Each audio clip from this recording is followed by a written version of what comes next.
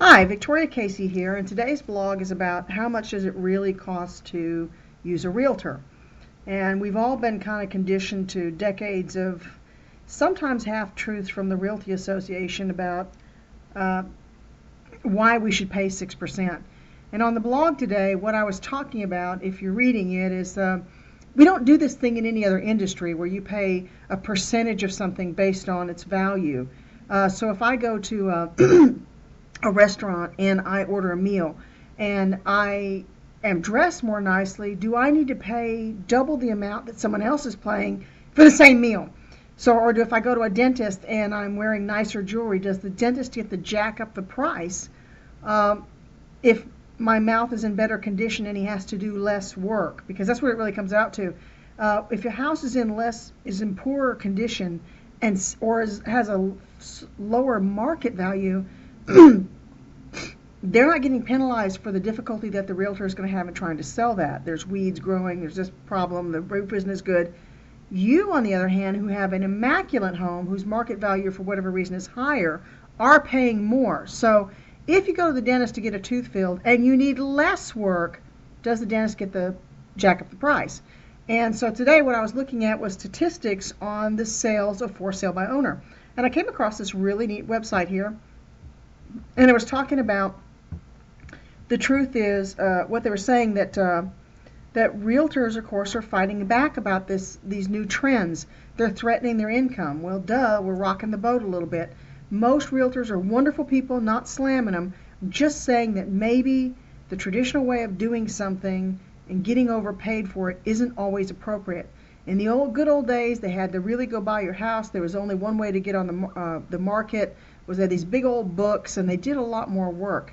Nowadays we have the internet, and we do a lot more things for ourselves. People can create a virtual presence. So you don't necessarily need all of the things that a realtor does. Not slamming the realtors again. They do provide a service, and I believe they should be paid for that service. But the 6% is really ridiculous when you get down to it. If you're talking about an average $300,000 home, you're talking about some with $300,000 to $350,000, you're talking about losing and paying $18,000 to $21,000 for them to sell that for you. Really? It's that much work?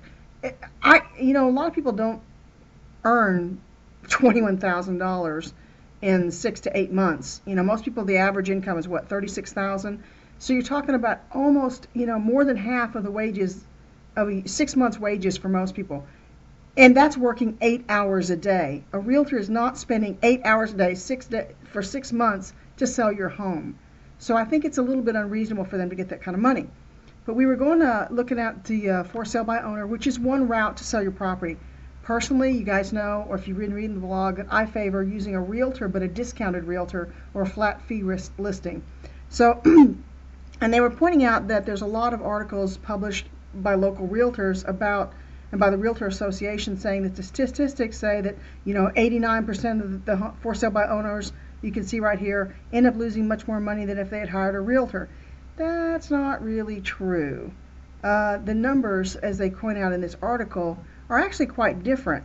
And what they're saying is the median for sale by owner house price in 2006 was $187,200 compared to $247,000. And what really comes down to is the amount that you're taking away from it is what the article is about. So let's see if I can pull this up here.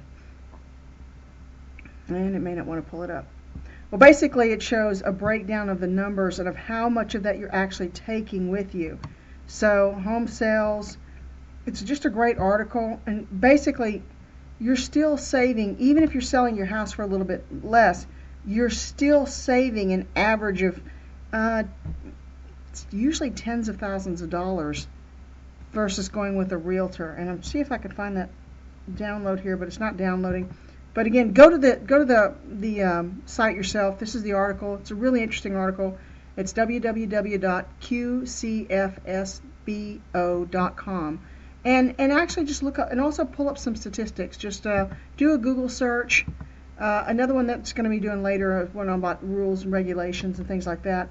And again, I do recommend using a realtor for some things, but I recommend that you don't pay 6% because that's an outrageous amount, especially since it ratchets up with the value of your home. And what I put on the blog was roughly translates, if you're paying $18,000 to $21,000 on a $350,000 home in fees, you're looking at about 30% of the equity that you put into that home. And you got to really think about how much work and time and effort and how much you've put into that home, and you're losing up to 30% of it in a fee.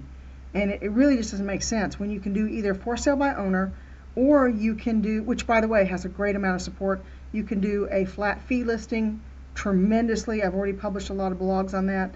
There'll be more coming. I think it's the best way because it's the best of both worlds. Or you can even do an a la carte option with a lot of realtors, where you or even just negotiate the fee down. Even if you can get it down to 4 or 5%, that's still tens of thousands of dollars times. But man, you need to save as much as you can and keep as much in your pocket as you can because it's your property. Well, at any rate, thank you for being with me today, and it's just a little blog, a little topic.